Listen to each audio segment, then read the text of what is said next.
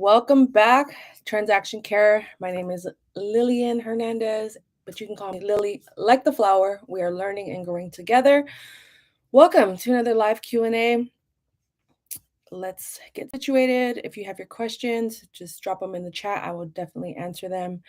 Check in if you are here in the live.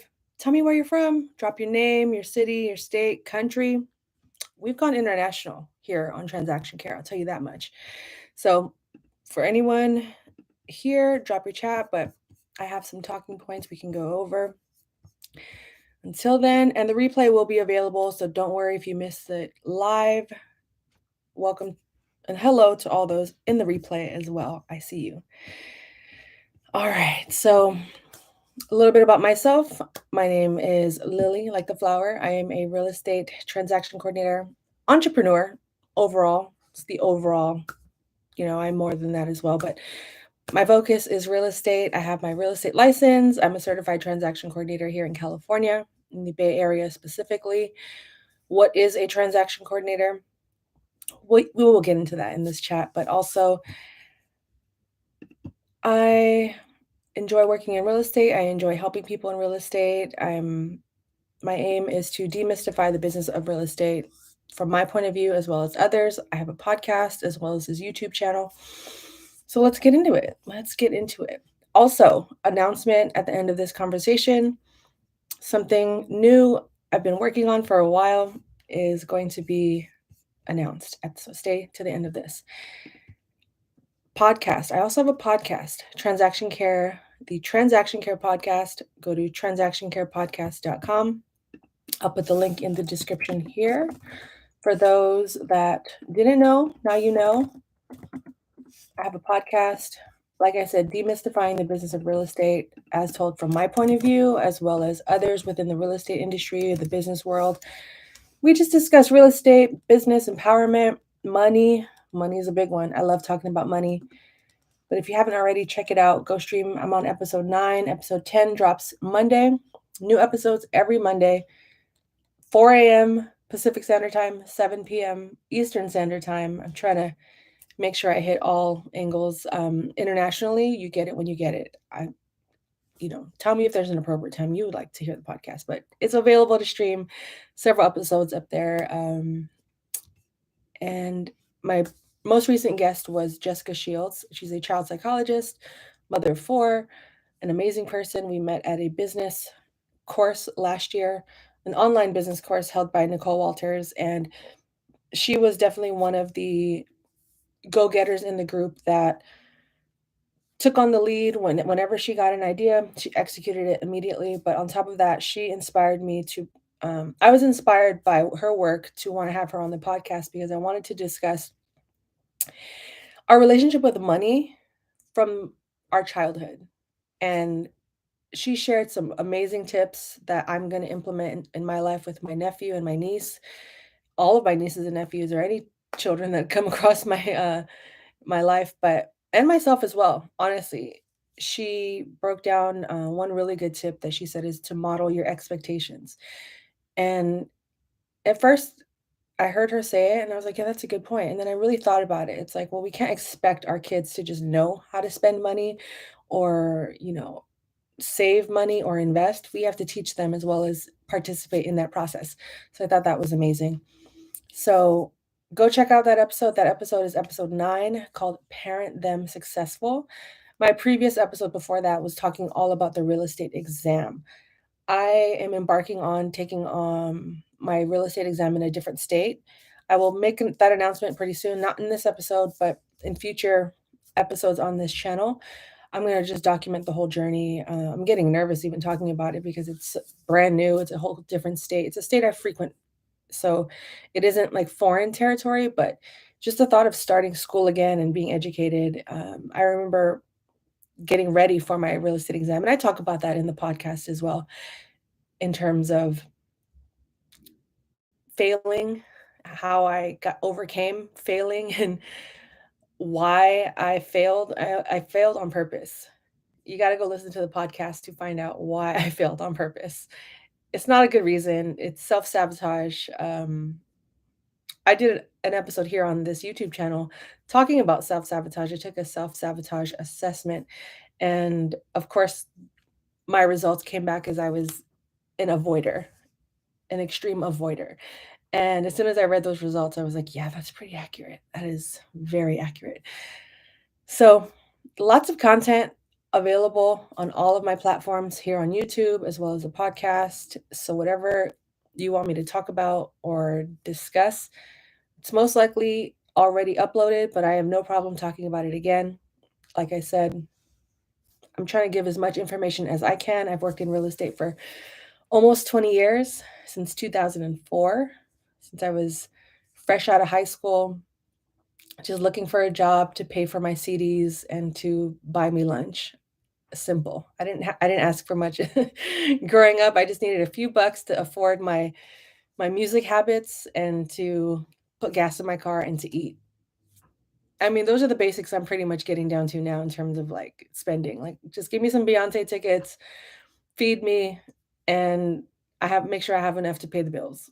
Pretty simple, right? So, all of that content lives online. You can also go to transactioncare.com. Please join my newsletter. I supply my supporters and my wonderful group of subscribers who I like to call my community, my TC community. Shout out to you guys if you guys are watching the replay or if you're here now in the chat.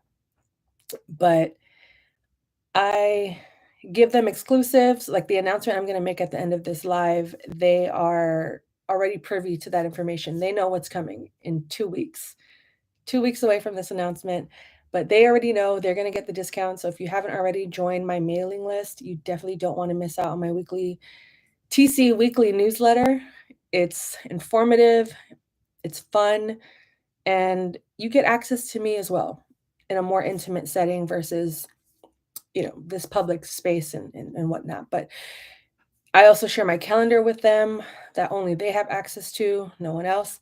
So definitely join my newsletter, join my TC weekly and my TC community. You won't regret it. So what I want to talk about this live is there are some topics going around about mortgage rates, the future of real estate and how to just navigate this world and this industry at this point in time. So I can't speak for every real estate professional out there in the world, but I can talk from my point of view, what I'm seeing, how I'm navigating this season, and how I feel about everything. So with mortgage rates climbing and continuously climbing, there's no real sign of them going down anytime soon. What I mean by anytime soon, probably not this quarter, probably not this season. Maybe by the end of this year. I'm not an economist. I'm not a professional statistician, but I definitely have recognized that things aren't getting better, but homes are still being sold and purchased.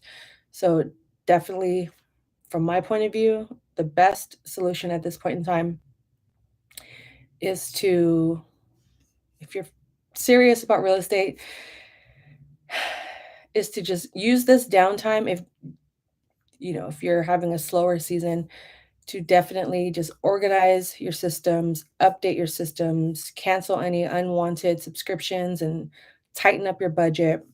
Save a little bit of a nest egg because in rough times like this, when the waters are choppy and everything is unpredictable, I'm probably in my, I don't like using the word slow, but for lack of better terms, I'll say it's a slower season for me, which is why I've been pivoting towards creating my podcast, having this YouTube show, and doing other creative outlets that I also enjoy. Because if I'm not doing things I enjoy and I'm just wallowing in the fact that the market is shifting and mortgage rates are still high, I would probably be really, really sad.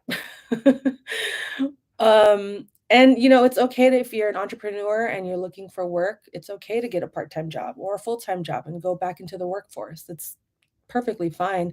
I'm on the Indeed app daily just to see what's out there. I'm not ashamed to admit that. I'm not ashamed to put myself out there, submit applications because it's unpredictable. My pipeline right now is as far as March. Typically, I can go out 2 to 3 months, but this time of the year, um, just for my transaction coordination work is I know what's coming up for March, for February and March, and I'm doing my best to work around that. I'm doing my best to have more confidence with cold calling, as well as doing things to market my business that I haven't normally done, which will play into the announcement I'll make at the end of this live. But for the most part, how to navigate this market as a real estate professional is go back to the basics. Always go back to the basics. Let's talk about marketing, right? Well, first of all, let's go back to our why. And I also made a whole episode about my TC launch checklist. If you want one of these for free, just go to transactioncare.com. It's a free download. And I break down everything I did. Hi, Cindy. Thank you for checking in. Thank you for watching.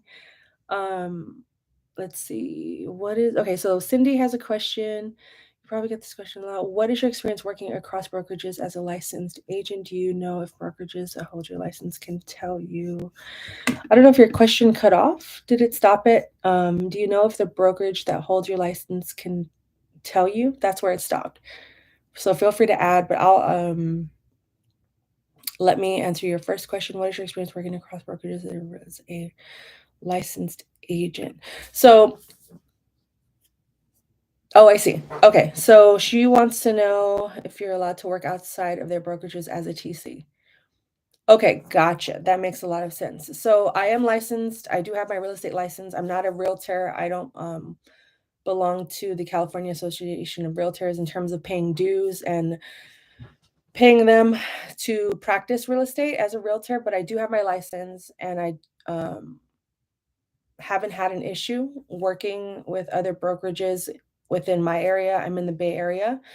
Some brokerages have stated like you can only work with us exclusively. Some have wanted me to sign exclusivity contracts and things like that, and I just don't, because I don't think it's fair, especially if I'm only working with one brokerage at one person at one brokerage, and I only have like one file with them. That wouldn't make any sense, like financially, logistically, and for that to be my only, income.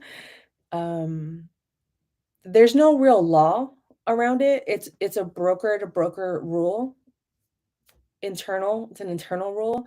I don't know what every brokerage's agreements are with their TCs, but I know some TCs and even in some states, I believe it's Arizona. Cindy, where are you from? What state are you located in? I spoke with the TC and I think it was Arizona. She said that they have to work with, excuse me, they can only work with one brokerage at a time. And I thought that was ridiculous because unless you're getting an influx or a steady flow of income, I don't think it's right, especially if you're an independent contractor. You should be able to work with everyone. And that's where having your own terms and your own agreements and your own contract. Indiana, gotcha. So I'm not that familiar with Indiana, so I'm just going to be generally speaking from my experience and conversations I've had with other TCs around the country. So, and if you don't mind sharing, you don't have to. Are you being asked to exclusively work with one brokerage? Is that a rule in Indiana? And it could also vary from county to county as well. But like I said, it's mostly up to the brokerage and what they how they want to structure the role of a TC. Because, okay, let me rephrase this. If you're working in-house as an employee, you can only work for one brokerage. If they're paying you a regular check and you're on the payroll, you definitely can't do that. Even if you are licensed, you can't work with other brokerages if you're an employee for the company. To my knowledge, that's a no-no. You can't even work on your business during business hours because then that becomes a liability. But if you are an independent contractor, you're working for yourself, you have your own business, you, much like any other business, you should be able to work with other brokerages as a transaction coordinator because you are a contractor. You're being contracted to provide a service. Some brokerages may consider that a conflict of interest, and that's where you just have to be very transparent and ask the right questions upfront before during the onboarding process or during if you have like a discovery call with the broker or with this particular agent from different brokerages. So, say you want to work for Compass um, and Keller Williams, find out, because the realtor is not always going to know either. So, you want to, find out who the manager is there or the broker, if they have information on their websites. Um, your state association may also have some a breakdown of the rules and the laws for their particular state. So, excuse me. So you just have to do your due diligence on the back end in terms of figuring out what, if there are any. I haven't seen any here in California. Like, there isn't really much information about transaction coordinators, which is why I've created this platform. I know there are a handful of TCs and other licensed TCs that are creating content as well and trying to be as transparent as possible, but there's only so many of us. And um, I lost my train of thought, but basically, there's only so many of us that can provide much information. So if all of that is just internal, there really isn't much um, online in terms of laws because TCs tend to be overlooked. So let's see, I was offered a partnership from a brokerage that does not hold my license, but the brokerage that does hold my license said that I would technically lose access to their compliance systems, and I work with multiple. Interesting. I'm not an attorney, so I just want to disclose that first and foremost.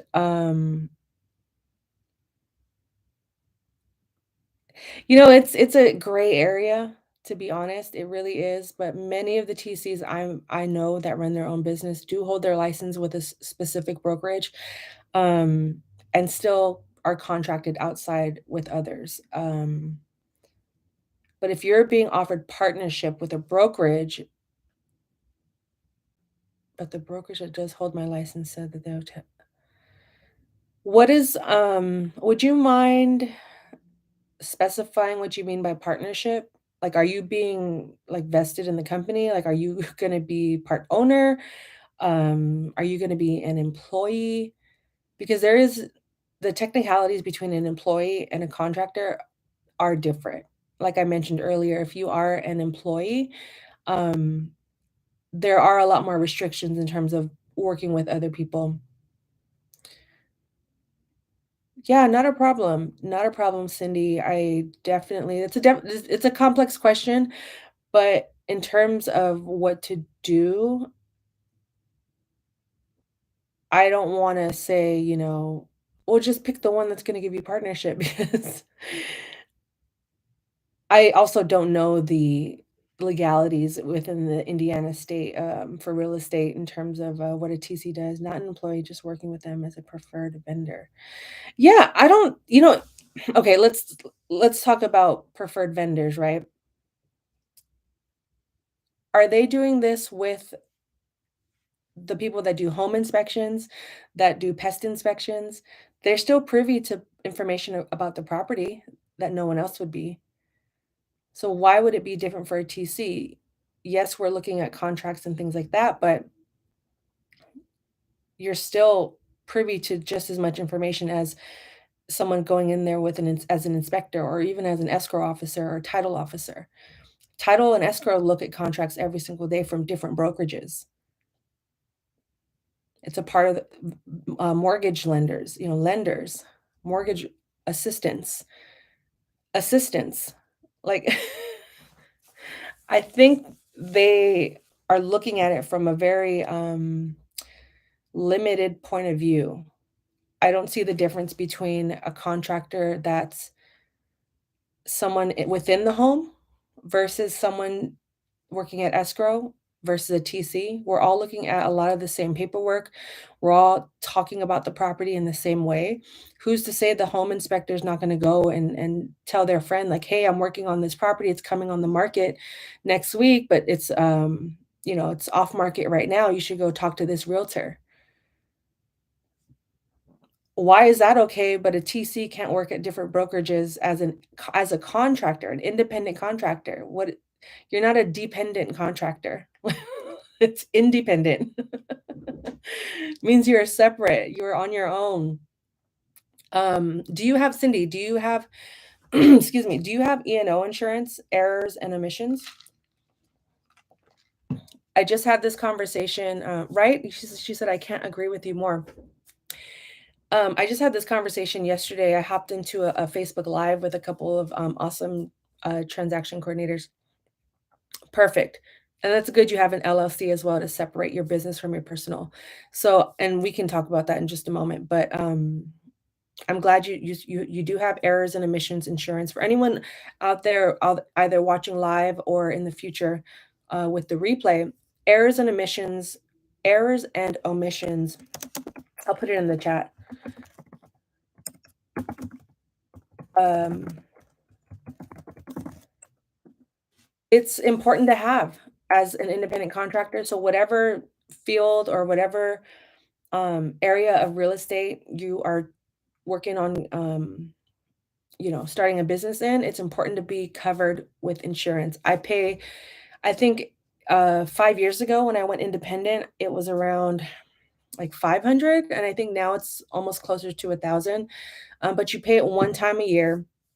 It's a tax write-off. It's peace of mind. So in the event someone chooses to involve you in litigation or you personally are sued, it can go through your E&O first before it goes to you. And 1,000 bucks that, and it's also a tax write-off, goes a long way. It's absolutely worth it.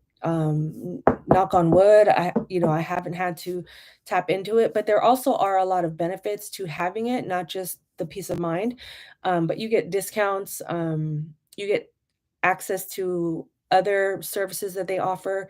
My E&O is through Crest. I forgot what Crest stands for. Let me look it up. But I am not being paid by them. I mean, if they want to sponsor me, hey Crest, let's talk. And that's CRES. But errors and omissions, I'm going to put the link in the chat. The chat will be available at the end of the stream, but look into it. There's different packages for whatever type of industry you're getting in within real estate, but it covers any claims that are put against you, or any like I said, issues with litigation and all of that. Having errors and omissions insurance is so important. And the reason I bring that up, Cindy, and anyone else watching, is because in the event you choose to work with both brokerages, um, you could mention to them, "Hey, contact my E&O company." They'll discuss it with you. Also, contact your E&O company, Cindy, and anyone else watching. Maybe they have a more specific answer for you, because like I said, I'm not an attorney. Through my experience, I do work with several different brokerages on and off. I haven't signed any exclusive deals with any one particular brokerage. I also haven't signed any contracts or agreements, like I said, to state that I only work in San Francisco. I've worked across the Bay Area. I've worked in Southern California. I've worked in the Central Valley, up north in Sacramento. I'm working on my license in a different state. So if I was to only exclusively work for one brokerage, that really isolates me and prevents me from expanding my business, because I am a business. We are a business. You are running your business. You have an LLC, you have E&O insurance, you are covered. So unless there is a written law that they can show you and prove, like, hey, this is the law, yeah, definitely contact them and see what advice they can provide you, because this is it is a common question that I have seen in Facebook groups as well with other TCs. They're afraid that they can only work with one brokerage, but it's really just it really just depends from brokerage to brokerage. There's no real state law that, or I personally haven't seen anything. If there is, then I'm gonna have to do more research, and I'm gonna do more research on it too, just so I could stay on top of it for 2023 because this market has been very, very unpredictable and weird. So weirder things have happened. But honestly, I think you as an independent contractor or anyone out there that's an independent contractor that is a transaction coordinator as well, fight and advocate for yourself because if we rely on what people tell us and that's not the truth, we could be missing out on opportunities and money and networking and community that you know we just chose to abide by their word when in actuality in the bigger picture and in the long run was not even true, so the fact that you have E&O is some peace of mind and you have full access to them. We pay them for a reason. And this is, you're just doing the preventative work as well as advocating for yourself in the future. We don't want to miss out on any type of coin, any kind of money that could come in, growth, and the people you meet along the way could provide an opportunity for you that may come in handy a year from now, 10 years from now. And anytime that there's resistance in our business, it throws us off, and that's when the self-sabotage starts to happen. And that's when the doubt and the fears start to creep in because of something someone else said that built up this wall that didn't even need to be there. You know, the one thing I do know about real estate is that it is very old school, and a lot of these brokerages, with the exception of a few that are very current and up to date and understanding of the way the internet works, and social media, is a lot of these brokerages don't like to change their ways. They heard something in 1989, and that has been law ever since. Um, I have a particular group of people that I work with that are just now having their clients fill out the transfer disclosure statement, which is a main disclosure here in California, online. They were told over a decade ago that, and this is probably before DocuSign even existed, but they were told over a decade ago that that the sellers must fill out this form by hand. It is not allowed to be filled out digitally.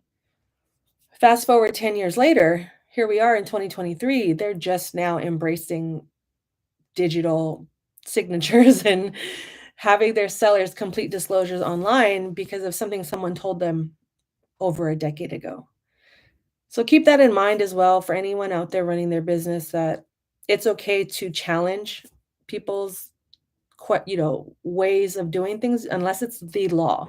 Like unless this, Indiana or California has the law and it's written and approved by the government, most things can be challenged and questioned. And who knows, you may come up with a whole TC Act that protects us and allows us to do business elsewhere. Let's see, what did you say? Yeah, definitely contact your E&O. I think being licensed as an agent says TC and hanging license one brokerage is where it gets messy. It almost seems like you are better off being an unlicensed TC. Yeah, I can see that part being that, and that's why I said that's the gray area. That's the gray area that no one seems to fully understand. And I'll be honest, I don't fully understand it either because no one I've spoken to has a definite answer. I think there are the potential scenarios that people answer with, like, well, this could happen if you do this. Like, there is a liability if you do this. But I think there's also liability when you're um, processing contracts and you don't have a license. A TC that doesn't have their license technically can't have any say on or process or really do anything with contracts. And, but here they are, talking to people and consulting with buyers and sellers, and they're unlicensed. There's liability there too. So it's tough. The for sure way to avoid all of this, if you're willing to go there, is to get your own brokerage license. to get a broker license, to become a broker yourself. I've considered it, but at the same time, that's another gray area. As a TC, I've had my license for since 2017, 6 years. So technically, I've surpassed, I think it's a 2-year minimum being, licensed and then practicing. And I've seen it in the group forums, other TCs wanting to get their brokerage license, but they haven't been a practicing realtor. Um, so they haven't had, I haven't followed up, but they don't have a definite answer because they also want to just avoid that whole messy part of hanging your license here, but then also being contracted in other areas. And like I said, there's being a TC. Yeah, there you go. Good job. It doesn't hurt, for anyone out there that wants to avoid all of these gray areas within real estate,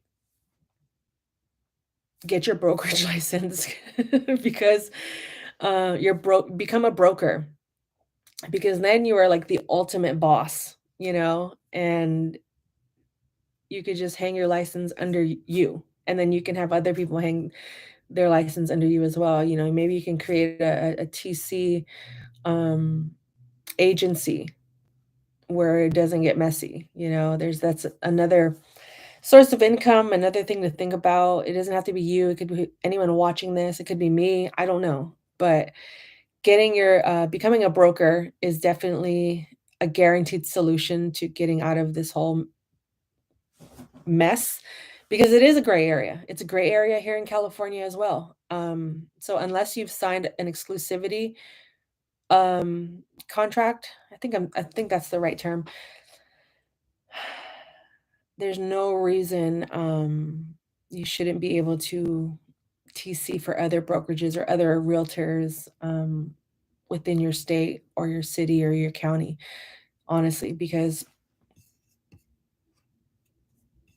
what if they're only giving you one transaction a month? I mean, if that's what you can survive on, and maybe you have a part-time job or a full-time job doing something completely different, and you only need like 1 or 2 closings a month, then that's fine. But if this is your livelihood and what's supporting you and your family, we should be able to do it anywhere we want, and are being hired to do so.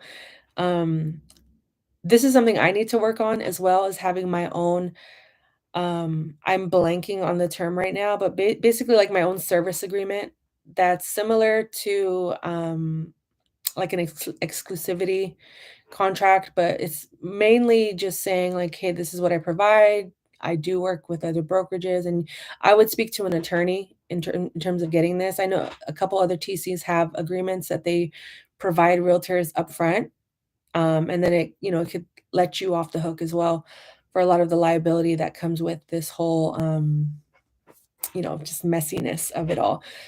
But like I said, it goes back to what the brokerage prefers, and if they give you an ultimatum, then, absolutely. If they give you an ultimatum, then it's back on you to consider, "Okay, well, how do I wanna move forward with this?" And just keep marketing your business as if, it's not an issue because like I said, one brokerage may not allow it, and then the next may probably won't even care. As long as you are covered and you have all the proper paperwork available to give people, and you've disclosed and you have your E&O and all of that is you are protected. That is the most important part. But just keep advocating for yourself. Contact your E&O directly. Find out what because I'm sure you aren't the only one that's contacted them with this type of question. And if you happen to be the first one, I'm sure they will be glad to look into that and do more research on it because of what they provide as a service. But let me know. Please keep me posted. I don't know. I feel like we are social media friends as well, but if not, it's at Transaction Care on all social media.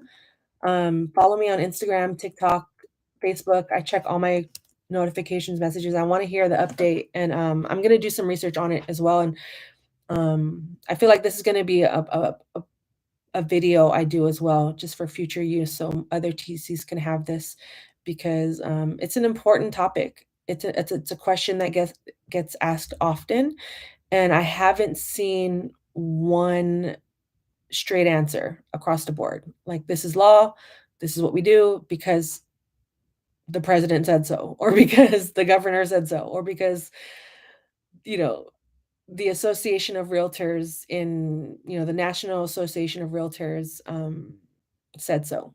So, check also NAR, the National Association of Realtors, see what they have to say, the Indiana Association of Realtors.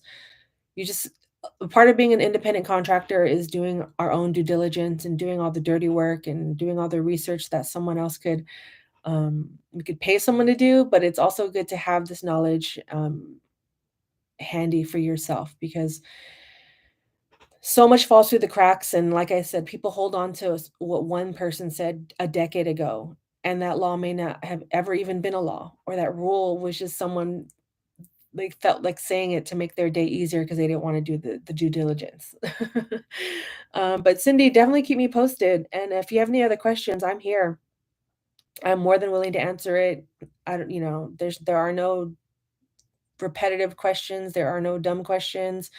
I wanna provide as much transparency as possible because I know it can get intimidating. You could feel isolated when you're an independent contractor working alone. Um, I worked in real estate since 2004, but I started my business in 2018, 5 years ago this year, and, I'm still learning. I feel like every transaction that comes across my desk is still a brand new transaction. I still make mistakes. I still things fall through the cracks. Unfortunately, it happens. We are not perfect.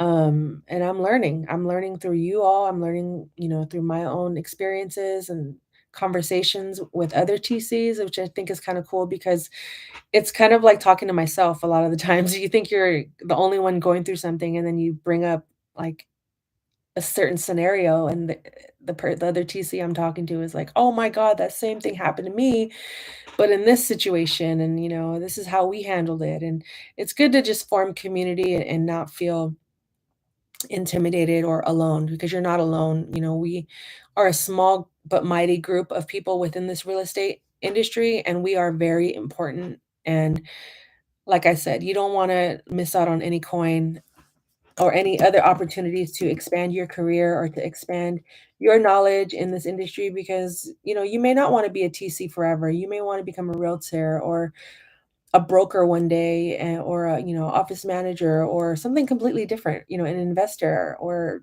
a scientist. I don't know.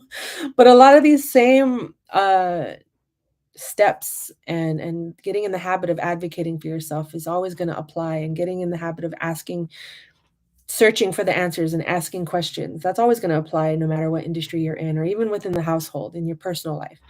But I appreciate you asking that question because it's definitely something that is still a gray area for me, and I'm not like a complete guru or wizard. I'm also not an attorney, I'm not an accountant. Do your own due diligence and research. I'm just here to facilitate and educate as best as I can with the knowledge I have and the experience that I have, to just spark, the next idea or answer that, whoever else is out there needs it. We can all figure it out together. Um, I'm gonna put in the comments just to add me on social media for anyone else watching. On YouTube, I just do weekly content. I'll post the occasional shorts here and there and comments in the community section, but I'm mostly on social media, and I'm not logging off yet. So if you have any other questions, just let me know. Social media. Um, but going back to just how to navigate this whole industry of real estate is like getting your license is just one step to the whole process. I just did a whole podcast episode about getting your real estate license and ways, what to expect, how I handled it, how I failed the first time. And then it was like 3 attempts, so who's ever watching this or here right now, I'll give you kind of a quick summary of that podcast episode. Go to transactioncarepodcast.com to stream the podcast. But basically, first time, when I was working at an office, my boss wanted me to get my real estate license, and I was like, "Yeah, let's do it." But I was so young, I didn't know I was going to be in real estate this long, going on 20 years later. Um, got the books. Then they were like, "Oh, you have to go to school on a Saturday." And I was like, "Saturday? I am 21 years old. No, thank you."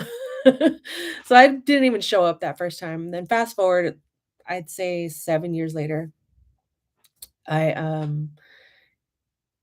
was prepared, but I was still scared. I was still scared to, um, pursue it. So I was like, "Oh, I'm gonna do all this studying, but I'm just gonna go see what the test is like." If I fail, I fail. I had no confidence in myself at all. I just went in blind and was like, "Oh, I failed, but I'm just gonna go see what the test is like. It's okay."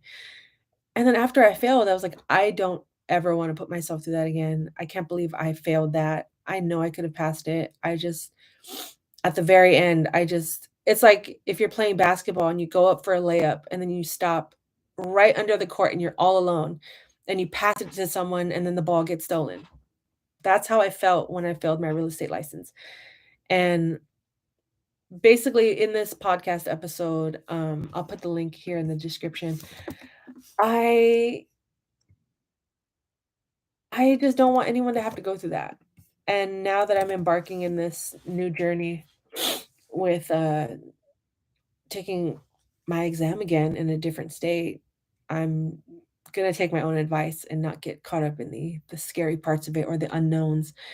I am gonna go in with full confidence, whatever that means to me and whatever that means, in this whole journey, and stay tuned because I'm gonna be documenting that journey as well as soon as I started. I haven't started. I've done the budget, I've done the money part, but that going back to this is my TC launch checklist. This is what kept me in line when I was first starting out in doing business, and what it's still what it's like a basic checklist of 5 things that I've done. Anytime I have a new idea, this is what I, go through. It's like, what is my why? Why am I doing this? And even in those moments when I'm in it and I'm doubting myself or I have fear, I go back to my why. Like, why the hell am I doing this? And then I'm reminded, like, okay, this is why. These are the people that are inspiring me. This is what I'm working towards. And I'm just having a moment. And then of course your budget is so important. You have to know your numbers, whether it's you pre-planning for something that's coming up or when you're in it and forecasting and projecting the future of like, okay, well, this many deals are coming in. This is how much I will potentially have. And don't spend your money before you get it. The thing about real estate is we get paid later. Thankfully, it's very much like we get paid at the close of escrow unless you have like a net 15, net 30 deal, which means you just get paid 15 days later, 30 days later, whatever that number is. But just knowing your numbers is so important in any type of business, working, career, life situation. Always know your numbers. Don't be afraid of the word budget. You can call it something else. Someone called their savings their freedom fund. This is your life. You can define what success, what money, what budgeting, all of that means to you. It doesn't have to be called a budget because sometimes the word budget can be intimidating as well. But just knowing your numbers is key to having, running a thriving and successful or failing business because you don't want to be blindsided if you are failing, whatever failure means to you. Everyone's definition of failure is different. So whatever that means to you, you don't want to be blindsided because you never checked your books or you never checked your budget or you never, or lifestyle inflation creeped up on you and you started spending more than you were actually earning. Or anytime you earned more, you increased your lifestyle and, upgraded your car, upgraded your home versus maybe saving that money for, creating like a future fund or um, a budget or an account for yourself, your freedom fund to support you, in the event like the market crashes or we go through another recession. So anyway, and then, of course, education. Education is where confidence comes from. You come into the chat, you ask a question, you get an answer, and then you feel a little bit more empowered after that. You're unsure about a certain topic, so let me go read about it. Let me go find a podcast, an audio book. Let me sign up for classes. That's where the real confidence comes from. So if you're insecure about something, do research, learn about it, ask questions, subscribe to me here on YouTube, listen to my podcast. I have amazing interviews coming up with some very amazing, smart people that work in real estate, that own their own businesses. And I just want to form community and continue to thrive and gain that confidence when I am insecure, because that's where education comes from. I have no idea what this new state I'm going to be getting licensed in is about. And I don't want my insecurities to stop me from moving forward in that process. So I just have to keep educating myself little by little and allowing that to compound over time. But doing your research is so important, and educating yourself and finding out, do I need a real estate license to practice here? Do I need um, any certifications or college degrees to work at this company? And if I don't, am I going to let that stop me? What are the workarounds? How can I still work in this industry without the proper education? Maybe you work the front desk for a year, and then after hours, you're studying for your exam. There are so many ways to break into this real estate industry. You just have to have the right mindset, and all of that comes with education. And then, of course, marketing, how you're going to put yourself out there. Tell people what you do. Tell people what you do. Some of my closest family and friends still don't know what I do. I talked about this.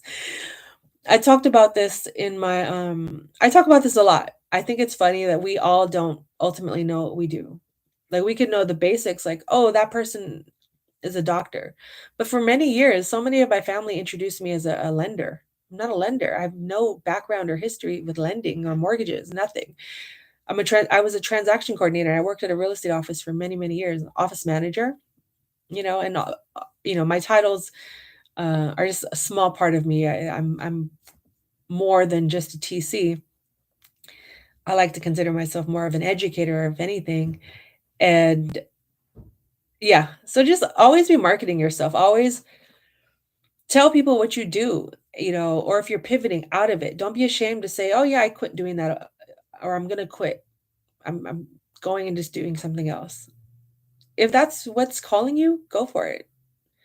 But just always be investing in yourself and your education and telling people what you do, because that's the best way to market and build community. Community collaboration over competition. I say it often, and it's going to excel your career further than you will ever know. It may not happen overnight, but it will happen. And that also plays into your mindset. Having your own definition of success and knowing that success is present in every day. This chat, people have been logging in and out throughout this chat. Right now it says 0 people are in the chat, and I'm okay with that, because I know this is evergreen content that's going to live on beyond me, decades from now, as long as, centuries from now, as long as YouTube is still, it has a heartbeat, this content is going to live online and help several people in the future. Even if it's just one person, I'm okay with that, because that's my definition of success.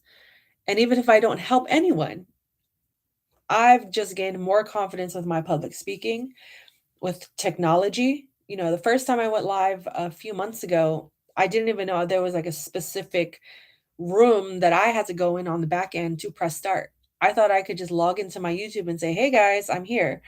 So, my mindset and my definitions of success are different from yours. And to me, even when no one shows up to the chat the whole time, I've had people in and out this whole we're almost at an hour. Um, I'm okay with that, because I said I was going to do something. I committed to me, and I didn't let myself down or disappoint myself or reject myself by canceling because I was afraid no one was going to show up. And look, no one is here technically unless you're watching the replay. Hey, replay fam. And I feel good. The 0 doesn't bother me. It's me, like, laying in my bed right now thinking about, "Dang, I should have went live. I shouldn't have canceled. I should have just showed up," or maybe the first 10 minutes no one was here and people didn't start showing up until around the 15-minute mark. If I had given up in that first 15 minutes, how would I feel? Because it kept saying 0. I'm not going to let that stop me, because I know this is just the beginning of something bigger. And that's my mindset. around things. So you have to define what your mindset and your why is, and just have them join forces and make sure you're always in alignment with you. Otherwise, if you're constantly pleasing other people or doing it to appease other people, or you never question the the barriers that people are putting in front of you, then you'll always be stagnant. And this is advice I take for myself as well, and I don't take lightly. It's okay to challenge the system, even if it is a law. Amendments exist. So just put yourself out there. Don't be afraid to continue to market yourself, even in a what some may consider a downturn in the market. There are people that think this is the most thriving of markets. It's like, oh, this is an opportunity. So you either see it as a loss or an opportunity. There's no wrong answers because it's your life.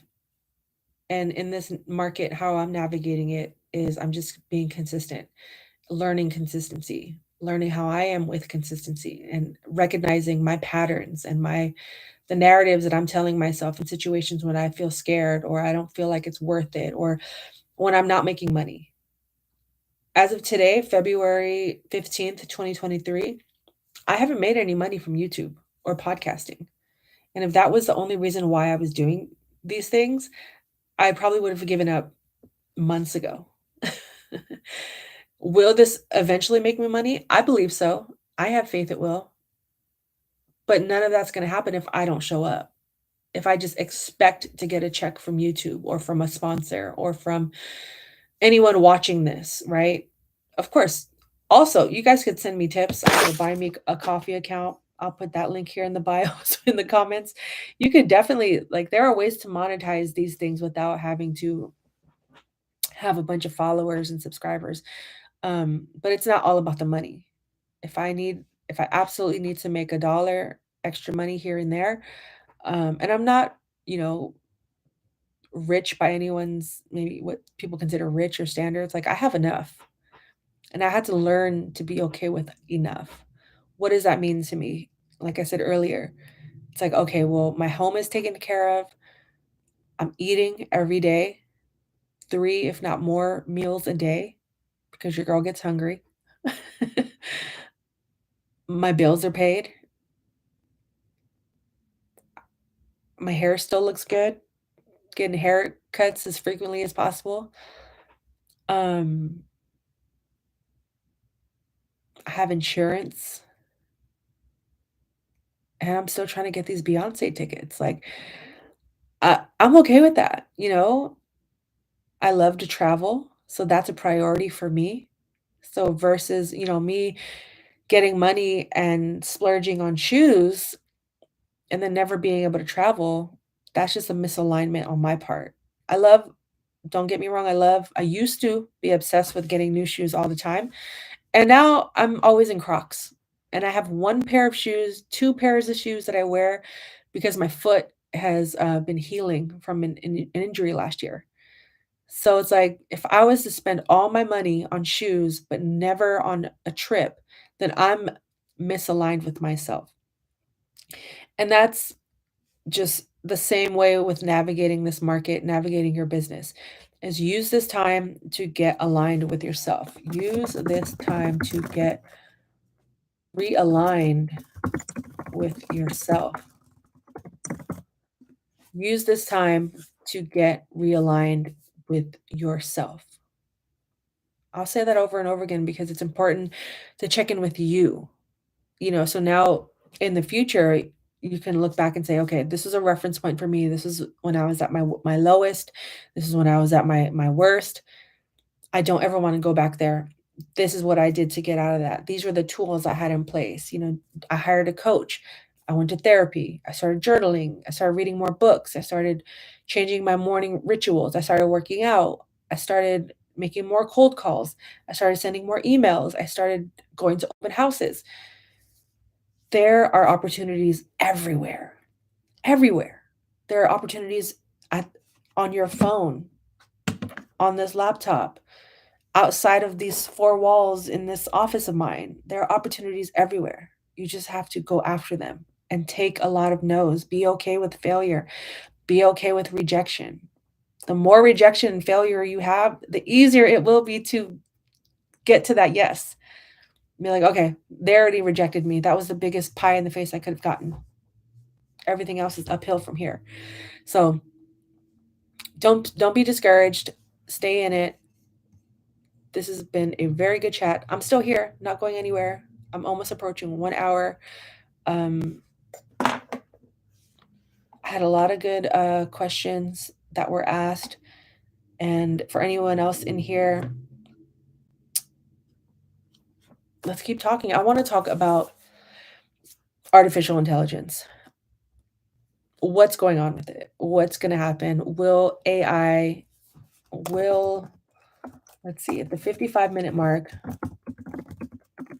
will AI replace realtors and TCs? What do you think? Will AI replace realtors and transaction coordinators? If you're watching the replay, let me know. I'm curious to hear your thoughts. Everyone's coming out with their own AI technology right now. It's just the beginning. So don't feel like you have to jump in it right away. Of course, educate yourself, learn about it. It's not going anywhere. It is the new reality. Artificial intelligence does exist. It's happening. There are people manipulating their voices. There are people not even writing essays anymore, not even writing descriptions or captions. Everything is just being written for them online. Will they replace realtors? Possibly. You could probably one day beam yourself into an open house and do a tour that way. Or, maybe have like an AI object walk you through an open house, but nothing's ever going to replace that face-to-face, human-to-human contact that we all absolutely need. Will it lessen? Yeah, it'll decrease, but AI is not going to replace that human interaction. Nothing will ever replace real human interaction. And in terms of transaction coordination, that you can create as many systems as you want. It's not going to keep you out of a lawsuit. It's just not going to keep you out of a lawsuit. If anything, it's going to increase your chances of a lawsuit because there isn't a human person reading through each and every line item, check mark, missed check mark. Most of this AI technology is just scanning of data that they've recognized through patterns. And I'm not an expert on AI. I don't have much experience with it, but the research and the information that I've witnessed and seen, it's only going to do so much to replace the TC, but it's not going to ultimately replace the TC. Those are just my thoughts. You let me know what your thoughts are because AI is here. It's not going anywhere. You have to get used to it. It's much like, crypto and decentralized, coins and finances. It's going to be eventually regulated. People are going to start charging for these types of services. Everyone's going to have their own versions of them. Some are going to fail, some are going to thrive. For a while it was Chat GPT, and now there's so many. There are so many. It's overwhelming at this point. So if you're overwhelmed right now, step away. Just step away from it. Go back to the basics. I will always promote people to go back to the basics. The basics are okay. Whatever your fundamental truths are to running a business, stick with it. So those are my thoughts on AI. Let me know your thoughts. I would love to hear from you. But that's it. I'm going to wrap this up. Stay on here for another couple minutes. Thank you to everyone that has been in this live. I had a good time. Shout out to Cindy for providing an awesome question. Now for the big announcement. I'm going to spend the last minute talking about my big announcement. I am dropping merch. Yes. The TC care package is on the way, guys. Everyone watching now, in the future, 100 years from now, February 27th, 2023, TC merch on the way. TC care package is on the way. We're starting with t-shirts. I'm gonna start, we gotta start somewhere. For almost a whole year, I did nothing. But I'm starting with t-shirts, and it's gonna live on my website information all to come. Join my newsletter, join my mailing list, join my TC community. They get everything first, discount codes, announcements. They knew about this 2 weeks ago. They knew about the podcast a month before I dropped it. They are in the know. By the time it gets to here, social media, they've been knowing. They already had access to everything, previews, all of that. But merch, t-shirts, this is not it, but this is a sample of what it will look like. And it's going to have a design in the back, a saying that I like to say in all of my closings. I may say it here. But anyway, merch is on the way. Stay tuned. I would love to see people just rocking my brand. It's more than teasing, it's more than real estate, it's more than transaction coordination. It's all about you advocating for yourself, putting yourself first, digging deep and challenging yourself in the best way possible to be the best version of you that you can be. And that's the message that I want to constantly promote. It's just self-confidence in you in all aspects of your life, but particularly in our careers. Many of us can get easily intimidated, lack the confidence, and I'm here to just spew all this confidence and share and throw all and give you all the confidence that you need, as best as I can. And if that means you rocking my t-shirt as a reminder to, truly care and love on yourself, then let's do this. So merch coming soon. Stay tuned. Follow me on social media.